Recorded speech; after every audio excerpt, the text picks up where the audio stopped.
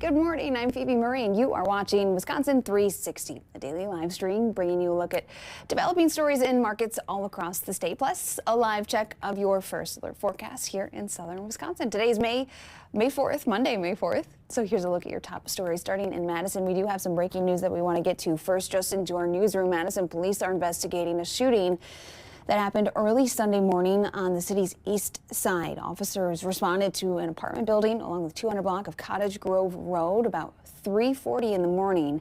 They arrived to find an injured 20-year-old man in the hallway of that building. He is expected to survive. The shooter was not there when officers arrived, but later returned to talk to police. That person was taken into custody on drug charges as detectives investigate the shooting. Police say a shell casing was recovered at the scene and an unoccupied neighboring apartment was damaged.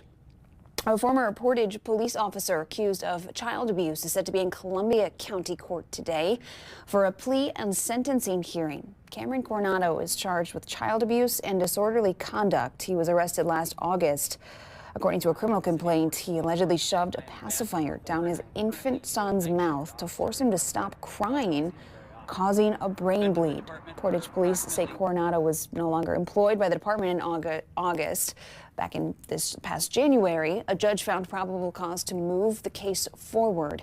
So plea and sentencing hearing is set for 1 this afternoon. Beagles from Bridgeland Farms in the town of Blue Mounds were moved out of the facility over the weekend. In case you missed it, this was as part of an effort to relocate around 1,500 dogs. 16 beagles were flown out of Southern Wisconsin Regional Airport in Janesville on Saturday, headed to various rescue groups on the East Coast. The Iowa County Sheriff's Office arrested a Platteville woman for multiple felony warrants, including first-degree intentional homicide. Deputies arrested Tiffany Chandler on Saturday just after 10 p.m. in the township of Mineral Point. She allegedly led deputies on a brief chase. After driving away before this arrest, that's when deputies learned she had multiple active felony warrants. The sheriff's office says the warrant for first-degree reckless homicide is out of Grant County. At this time, we're still working to learn who Chandler is accused of killing. Any updates we'll bring to you both on air and online. Madison police are still searching for a suspect after a fight broke out on South Park Street. Police responded to the 1800 block of South Park Street about 4:15 yesterday for a fight between 3 people. One person we know was taken to the hospital. Police detained another person for questioning, but that person was later released. This week is Madison Housing Week, focusing on the housing needs of people across the area, especially older adults. The week is being organized by AARP Wisconsin. This will be the 3rd year of Madison Housing Week. Events kicked off over the weekend with a tour of different housing styles that fit within neighborhoods. There will be more events throughout the week, so if you're interested in attending any of those, you can find a complete list on the City of Madison's website. The Henry Vilas Zoo is welcoming a 30-year-old female Hoffman's two-toed sloth from the Milwaukee County Zoo. Her name is Nentes. Hope I'm saying that right. Zoo officials say she was transferred to Madison as part of an effort to continue her specialized care and well-being as she's dealing with some issues. She will be housed in the free flight area of the aviary at the zoo. But public viewing will be dependent on her comfort and health status at the zoo. And those are your top stories out of Madison on this Monday morning. Let's now head northeast for a check of the top stories out of Green Bay. Here's morning anchor Emerson Lehman at WBAY. Hello from Green Bay. I'm Emerson Lehman. For people impacted by last month's historic flooding, today marks an important step toward potentially getting federal aid. FEMA officials set to begin assessing flood damage in parts of northeast Wisconsin. Outagamie County Executive Tom Nelson telling Action 2 News the assessments will happen virtually. Data will be submitted electronically, and video meetings with state staff will be held if needed. Inspectors will only travel to our area if there are questions that can't be answered remotely. Also happening today in Shiocton, a public hearing ahead of the school district potentially approving a waiver request sent to the Department of Public Instruction after students missed nearly a week and a half of classes due to flooding. If that waiver is approved by DPI, students would not need to make up the canceled school days. Tonight's meeting is at 5:15 in the school's Library Media Center. Turning now to a first alert update from Appleton. Police there now say a second person has died from a reported drunk driving crash on Wisconsin Avenue last month. 67-year-old Alan Hopfensberger died Saturday from his injuries just over a week after his wife, 72-year-old Margaret Hopfensberger, passed away from her injuries. Investigators say a 17-year-old driver from Appleton was under the influence and ran a red light at Wisconsin and Meade, slamming into the Hopfensberger's vehicle and flipping it onto its roof. The teen is not in custody because of his own serious injuries, but police have referred felony charges, including homicide by intoxicated use of a vehicle, to the Outagamie County District Attorney. Today, the Winnebago County Finance Committee will vote whether or not to sign a contract that would improve current 911 systems. The county says the upgrades are needed because the technology currently being used is outdated. County board approval is needed to pass the contract. The 5-year contract includes a software upgrade for the call center, updated voice-to-text translations for calls, and a new audio recording system. A state grant will pay for most of the first year of upgrades, with the county only having to pay roughly $46,000. But the next 4 years will cost the county between $120,000 to $130,000 per year. It's not known if the contract will be fully county funded or if taxpayer dollars will be needed. That's what's making headlines here in Northeast Wisconsin. I'm Emerson Lehman. Have a great day. Emerson, thank you. And for any more on those developing stories, you can head to their website, WBAY.com. You're watching Wisconsin 360. We're going to take a quick break, and we'll be back with more top stories from across the state, so keep it here.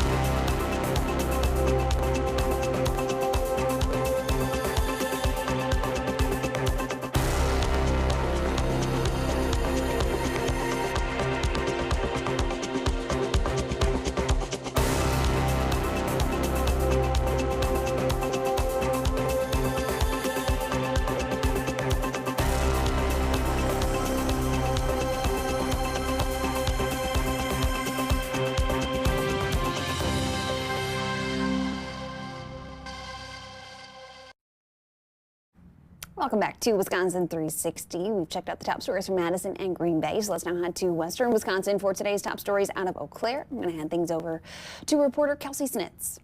This is a Wisconsin 360 news update from WAU 13 News. I'm Kelsey Snitz. We now know the names of the victim and suspected shooter in an accidental shooting in Taylor County. The man killed last Tuesday night was 21-year-old Austin Olson of Medford. The Taylor County Sheriff's Office says 19-year-old Brent Porter of Marshfield originally posted bond for endangering safety by use of a dangerous weapon. But after further investigation, Porter was taken back into custody for felony first-degree reckless homicide. They add that because of the complex nature of the investigation, no more details will be released at this time. 2 people are in custody after a series of burglaries at a convenience store. Lauren Broadbent and Nicholas Slough are both in custody. According to the Monroe County Sheriff's Office, extra patrols were ordered after several burglaries were reported at the Fast Trip in Kendall. Broadbent and Slough were arrested Friday after a traffic stop allegedly found information linking them to the crimes. Deputies in Dunn County say a new jail scam is targeting families of inmates. They say scammers are posing as bail bond agents, demanding money for bail or an ankle monitor program. The sheriff says bond agents in the Dunn County Sheriff's Office will never call you to request money directly, adding that local jails only take bond payments in person. If you get a call like this, do not send money or give personal information. Hang up and call local law enforcement directly. And as you head to work this morning, you'll likely see another jump at the pump, as many of our surrounding counties have surpassed the $4 mark. Here in Eau Claire, the average price of regular grade gas now sits at $3.99 a gallon. According to AAA, it was $3.66 a week ago. That's a hike of 33 cents. 1 month ago, we were at $3.51 a gallon. The Cross has also hit $4 this morning. A week ago, they were at $3.77 a gallon. 1 month ago, the average price for a gallon of regular grade gas in La Crosse County was $3.54. An unprecedented turnout as thousands flocked to Phoenix Park early Sunday morning for what has been dubbed the biggest small town race in the Midwest. And the night before the Eau Claire Marathon, our very own Bob Gallagher laced up his shoes to help raise money for cancer research with a twist. Since 2019, the Eau Claire Marathon Charity Chaser has traditionally started last, with marathon organizers donating $1 for every runner they pass to a charity of their choice. But this year was a little different. Hello Wisconsin's Bob Gallagher got a 4-minute head start, and for every person that passed him, $2 went to the UW Carbone Cancer Center, one from the marathon and one from a donor match. 804 people passed him, so they raised more than $1,600. That's a check of your news headlines in Western Wisconsin. Go, Bob. You love to see that. Hopefully he's doing okay on this Monday morning. Kelsey, thank you for that update. And for a deeper dive into any of those stories, you can head to their website, weau.com. All right, let's now head to north central Wisconsin. Our friends in Wausau have an update with today's top stories. This is Erin Taylor and Cassandra Cepeda from Channel 7. Good morning from Wausau. I'm Cassandra Cepeda. And I'm Erin Taylor. Well, in the Village of Maine, leaders are trying to figure out what to do about a contaminated water supply. Yeah, they say many people have been or might be exposed to PFAS. Saturday, people who live there gathered for a meeting looking for answers. Their concerns have led to a class action lawsuit claiming the forever chemicals are coming from 3M, leaving roofing materials at its Greystone facility and quarry. People at Saturday's meeting voiced their concerns and learned about their options.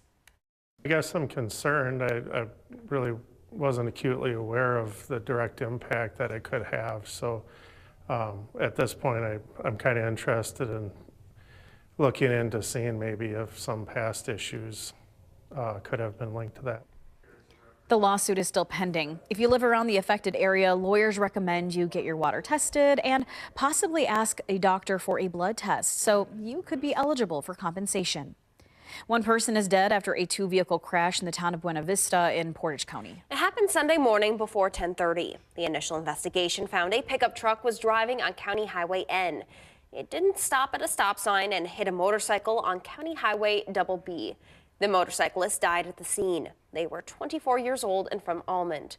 The crash remains under investigation, and we will keep you updated as we learn more. Well, the owner of a Northwoods brewery is now a candidate for governor. Kirk Bangstead made the announcement outside of his tap room of the Minocqua Brewing Company Saturday afternoon. Bangstead recently got the attention of the FBI and U.S. Secret Service with his post about the alleged attempted assassination of President Trump. He repeated his offer to hold a free beer day promotion when Trump dies. Bangstead says he'll run on a platform of saving democracy. He joins a crowded field of 9 Democrats running for the state's top political seat. Well, right now, veterans from across the Northwoods are on the Never Forgotten Honor Flight. Yeah, about 100 veterans are heading to D.C., including a 100-year-old World War II vet, 4 Korean War veterans, and 86 Vietnam-era veterans. Co-founder of the Never Forgotten Honor Flight, Mike Thompson, will also be on board for the first time as an honored veteran. Now, this is a free one-day trip meant to give these veterans unforgettable moments. And once they arrive back at the Central Wisconsin Airport tonight, they are welcomed in a very special way. The veterans step off the plane and into the concourse and hear the band playing right away, and they know something big is cooking out there. And once they get out of the gate area, it's just super exciting. If you want to be part of the welcome home party, please arrive at the airport by 8 o'clock tonight. Parking is free. That's a look at the top stories from across north central Wisconsin. Cassandra and Erin, thank you. And for more on any of those stories, you can visit their website, wsaw.com. That's it for top stories on Wisconsin 360 this Monday, May 4th. I'm signing off, but stick around. Meteorologist Delaney Bowles will detail your first alert forecast. You're sitting up here over at the live desk just across the newsroom. She's going to take a look at your forecast on this Monday morning after this break. Make it a great day.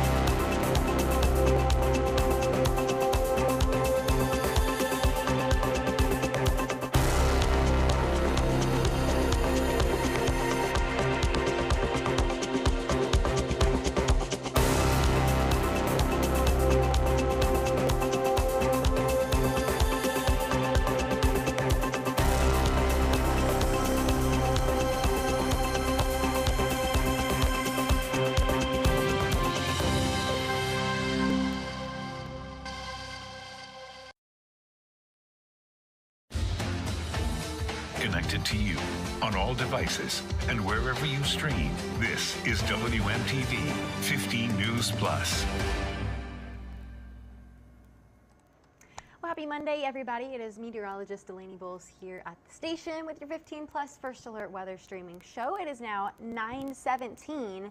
And we are off to a really great start to our Monday. Lots of sunshine out there. It's going to be a warm day, the warmest that we see as we move through the rest of the week. But with that being said, we are keeping an eye on the chance for some thunderstorms as we head later into the day and into this evening. And that is all in part, or all in thanks to this cold front that we are seeing positioned just far to the northwest now, starting to generate some of those clouds as well as some of those showers you can see into the UP. So that will be headed our way later today. But before it gets here, we are still seeing lots of sunshine out there, as well as breezy conditions. You can see those southwesterly winds. So another breezy day on tap for your Monday. I'll show you what we're looking at here in just a second. But taking a live look now out here in Madison. This is the Capitol building. It's 64 degrees just after 9 o'clock here. So already a very warm start to the day. We're already right around our average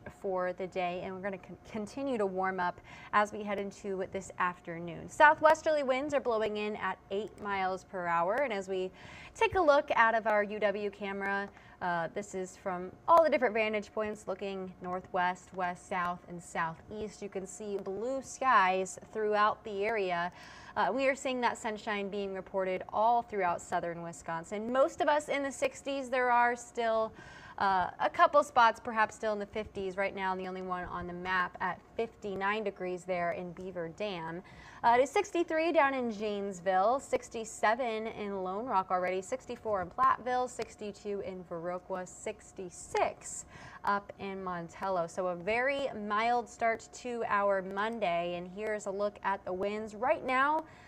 Quite some variation, ranging from 6 miles per hour there in Boscobel all the way up to 20 mile per hour winds being reported out of Sheboygan. So we will see winds in that 10 to 20 mile per hour range, gusting as high as 30 miles per hour as we head through the afternoon today. So it will be another breezy day, but those winds out of the southwest will help push a warmer air mass into the region.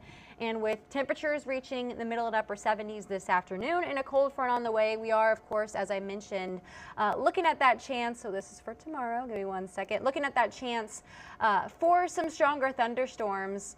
Potentially, I do think it'll be a pretty isolated risk, but there is that chance for some storms as we head later into the afternoon and then into the evening hours as well. So here, trying to get that Storm Prediction Center outlook pulled up for you now. Just give me 1 second. There it is. So this is our Monday outlook for today's storm potential. Again, no concerns for the first half of the day. It's not going to be until later in the afternoon into the evening when we start to see that cold front pushing through and when we get into the chance for some thunderstorms. So a lot of our area under a marginal risk. So that is that yellow color that you see here on your screen, a 1 out of 5 risk. So any stronger storms that we do see will be pretty isolated, and I think storm activity in general will be isolated to scattered in nature. So we aren't looking at widespread storms as we head through the day, but there is the chance, and we're going to continue to keep an eye on it as we continue through the rest of your Monday. So we're going to walk through things here, take a look at what it is looking like as the day goes on. So we'll continue with some sunshine as we head through the morning hours. This is 1 o'clock. I do think clouds will gradually be on the increase from the northwest to the southeast out ahead of that approaching cold front. And then as we head later into the afternoon and into the evening, as that front continues to push through, we will start to see those storms developing. I think the greatest potential, of course, following along with the Storm Prediction Center's outlook will be for the far southeastern portions of the region. And you can see that here popping up on radar. This is 7 o'clock this evening. So again, I do think it will be isolated to scattered in nature and really just confined to that line out ahead of and along the cold front. So it is not going to be a long duration event. I think as it moves through to the northwest to the southeast, areas further northwest will start to dry out as it continues to push through the area. So we'll keep an eye on it. Again, a few stronger thunderstorms are possible with that marginal risk. I think the greatest concerns that we're looking at are some gusty winds with any of the stronger storms that do develop, and the chance for some small hail as well. But again, the threat is very low. We are on the lowest end of the spectrum for our storm chances today. So there's good news there, but still worth being weather aware as we head into the afternoon and evening hours for your Monday. And then it pushes out of here as we head into tonight. We are looking at partly sunny skies into Tuesday. This is 8 o'clock. And pretty quiet conditions over the next few days, mostly sunny as we head into our Wednesday.